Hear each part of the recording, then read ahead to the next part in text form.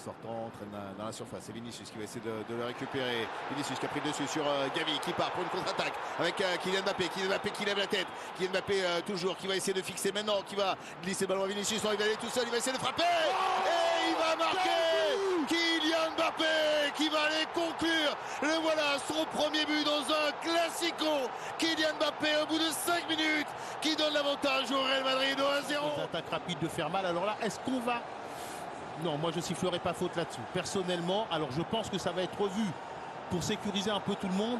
Et regardez, l'appel de Vinicius n'est pas bon parce qu'il ramène des défenseurs sur le côté de Mbappé. Mais Mbappé s'en sort quand même. Regardez, il fait la différence sur Baldé.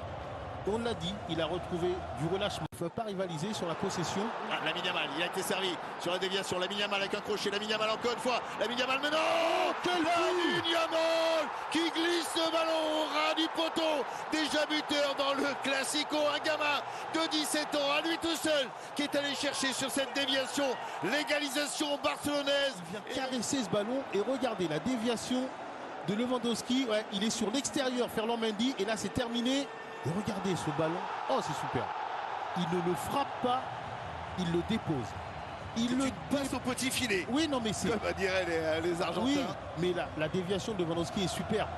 Il faut voir toute l'action dans son ensemble, la complémentarité entre ces deux joueurs et après, voilà. En tout cas, il y a un pied levé. Oui, il va aller voir. Il va aller voir. Monsieur Gilles Manzano va aller voir et se faire son avis. Ben, je ne comprends pas pourquoi il va comme ça, Camavinga, avec son pied si haut. Ah, et s'il voit cet arrêt là, sur il image. Directement, ouais. Après, ce qui a joué contre Gavi, c'est évidemment les bras. Et donc, forcément, l'arbitre a eu tendance à ne pas le siffler pour ça. Mais quand on voit ici ce ralenti, non, mais c'est pas faire autrement que se laisser tomber. Hein, parce que son pied d'appui, il reste au sol. Il n'arrive pas à relever la jambe. Penalty. Il va le donner. Oui. En tout cas, ce serait étonnant qu'il ne le donne pas avec un tel ralenti. Voilà.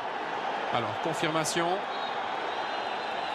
Penalty, et penalty. Et il va y avoir aussi un avertissement pour Camavinga. Mais en fait, l'erreur vraiment de Camavinga, c'est de mettre ce pied aussi haut. Hein. Allez, le ballon se joue avec la tête. Et certainement pas lever la jambe comme ça dans un rectangle. C'est ça qui est incompréhensible en fait.